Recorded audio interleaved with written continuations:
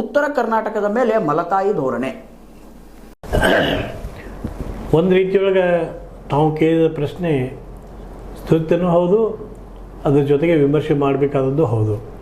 ಕಾರಣ ಇಷ್ಟ, ಯಾವತ್ತು ಭಾಷಾವಾರ ಪ್ರಾಂತ ರಚನೆ ಆಯಿತು, ಆ ಸಂದರ್ಭದೊಳಗೆ ಆ ಪ್ರಾಂತ ರಚನೆಯ ಮೂಲ ಉದ್ದೇಶ ಇತ್ತು, ಆ ಪ್ರಾಂತಕ್ಕೆ ಸೀಮಿತವಾಗಿ ಬರುವಂಥ ಎಲ್ಲ ಪ್ರದೇಶಗಳ ಸಮಗ್ರ ಅಭಿವೃದ್ಧಿ ಆಗಬೇಕು ಅನ್ನುವಂಥ ಉದ್ದೇಶದಿಂದನೇ ಪ್ರಾಂತಗಳ ರಚನೆ ಆಗೈತಿ.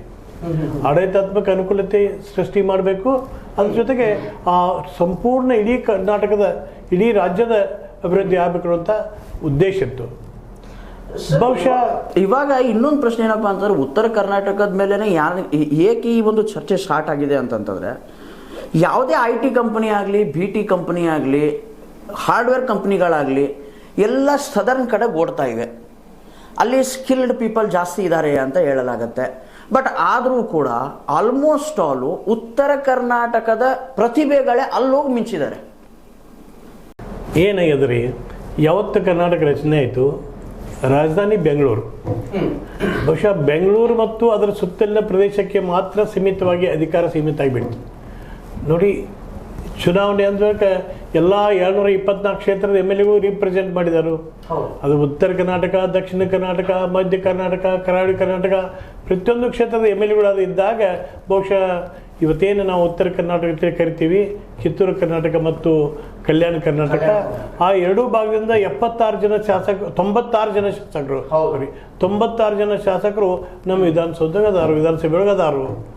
96 ಜನ ಅಂದ್ರೆ ಹೆಚ್ಚು ಕಡಿಮೆ 50%, ಅರ್ಧ ಶಾಸಕರು ನಮ್ಮವ್ರದಾರ.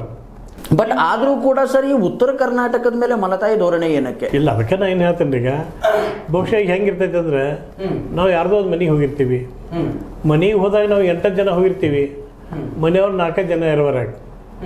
ಮಾನಸಿಕವಾಗಿ ಹೆಂಗಿರ್ತೈತೆ ಅಂದ್ರೆ, ಈ ಮನೆ ಅವ್ರದ್ದು ಆಗಿಬಿಟ್ಟೈತಿ, ಅವ್ರದಪ್ಪ ಅವ್ರ ಮನ್ಯಾಗ ಹೋಗಿ ನಾವು ಮಾತಾಡ್ಕೊಳ್ಳುವಂಥ ಭಾವನೆ, ಒಂದು ರೀತಿ ಹಿಂಜರಿತ ಭಾವನೆ ಕ್ರಿಯೇಟ್ ಆಗಿ ಬಂದು ಬಿಟ್ಟಿರುತ್ತೆ.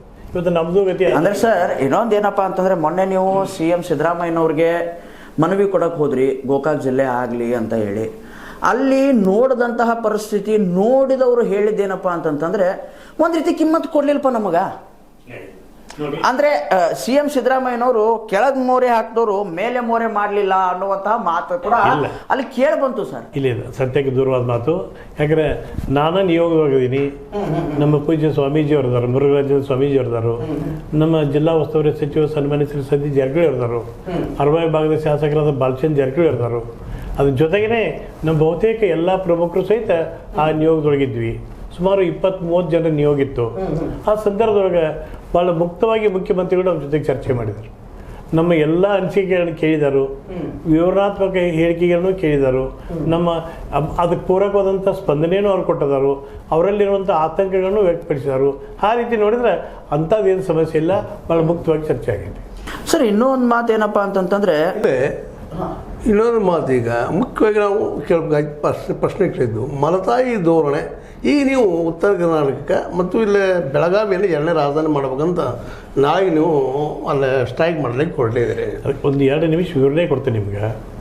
ಯಾವಾಗ ರಾಜ್ಯ ರಚನೆ ಆಯಿತು, ರಾಜ್ಯ ರಚನೆ ಆದ ನಂತರ ಇಡೀ ಕರ್ನಾಟಕ ರಾಜ್ಯಕ್ಕೆ ಸೀಮಿತವಾದಂಥ ಎಲ್ಲ ಪ್ರದೇಶಗಳ ಅಭಿವೃದ್ಧಿ ಸಮಂಜಸ ರೀತಿಯೊಳಗೆ ಆಗ್ತೈತಿ, ಪರಿಪೂರ್ಣ ರೀತಿಯೊಳಗೆ ಆಗ್ತೈತಿ ಅನ್ನೋಂಥ ಭಾವನೆ ಈ ಉತ್ತರ ಕರ್ನಾಟಕ ಭಾಗದ ಜನರದಾಗಿತ್ತು.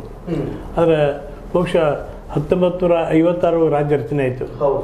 ಇವತ್ತಿನವರೆಗೆ ಎಷ್ಟು ದಶಕ ಕಳೆದವರು ನಾವು ಅವಲೋಕನ ಮಾಡಿದ್ರೆ, ಇವತ್ತು ಏನು ದಕ್ಷಿಣ ಕರ್ನಾಟಕದ ಅಭಿವೃದ್ಧಿ ಆಗೈತಿ, ಅದಕ್ಕೆ ಪೂರಕವಾಗಿಯೇ ನಮ್ಮ ಉತ್ತರ ಕರ್ನಾಟಕ ಅಭಿವೃದ್ಧಿ ಆಗೈತೆ ಅನ್ನೋದೇ ಚಿಂತನೆ ನಾವು ಮಾಡಬೇಕಾಗೈತಿ. ಸರ್, ಉದಯವಾಗಲಿ ಚಲುವ ಕನ್ನಡ ನಾಡು ಅಂತ ಹೇಳಿ ಧಾರವಾಡದಿಂದ ಕೂಗು ಬರುತ್ತೆ ಅಲ್ವಾ? ಸೊ ಅಲ್ಲಿ ದಕ್ಷಿಣ ಕರ್ನಾಟಕದ ನಾವು ಮಾತಾಡೋದು ಬೇಡ, ಏಕತೆಯಲ್ಲಿ ನಾವು ಇರೋಣ, ಬಟ್ ಅದು ಮಾತು ಬೇಡ. ಬಟ್ ಆದರೂ ಕೂಡ ಮೈಸೂರು ಭಾಗದಲ್ಲಿ ಇಲ್ಲಪ್ಪ, ನಮ್ಗೆ ಮೈಸೂರು ರಾಜ್ಯನೇ ಇರಲಿ ಅನ್ನುವಂತಹ ಮಾತು ಕೂಡ ಅಲ್ಲಿ ಇದ್ವು. ಬಟ್ ಕರ್ನಾಟಕ ಅನ್ನುವಂತಹ ಹೆಸರು, ಕೂಗು, ಒಂದು ಹೋರಾಟ ಸ್ಟಾರ್ಟ್ ಆಗಿದ್ದೇ ಧಾರವಾಡ, ಅಂದರೆ ಉತ್ತರ ಕರ್ನಾಟಕದ ಭಾಗದಿಂದ.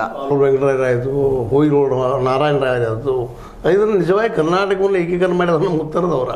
ಅದಕ್ಕೆ ಇವತ್ತು ನೀವು ಈ ಒಂದು ಬೆಳಗಾವಿ ಜಿಲ್ಲೆ ಆಗಬೇಕು ಅನ್ನುವಂಥದ್ದು, ಉತ್ತರ ಕರ್ನಾಟಕ ಅಭಿವೃದ್ಧಿ ಆಗಬೇಕು ಅನ್ನುವಂಥ ಒಂದು ಬೇರೆ ಇಟ್ಕೊಂಡು ನೀವು ನಾಳಿಂದ ಸ್ಟ್ರೈಕ್ ಮಾಡ್ತಾ ಇದ್ದೀರಿ. ಅಂದ್ರೆ ಇಲ್ಲಿ ಅನ್ಯಾಯ ಆಗೈತಿ ಅಂತ, ಏನೇನು ಅನ್ಯಾಯ ಆಗೈತಿ ಅಂತ ಇಲ್ಲಿವರೆಗೆ ನೋಡಿ. ನಮ್ಮ ಮುಖ್ಯ ಉದ್ದೇಶ ಹೇಳ್ಬಿಡ್ತೀನಿ.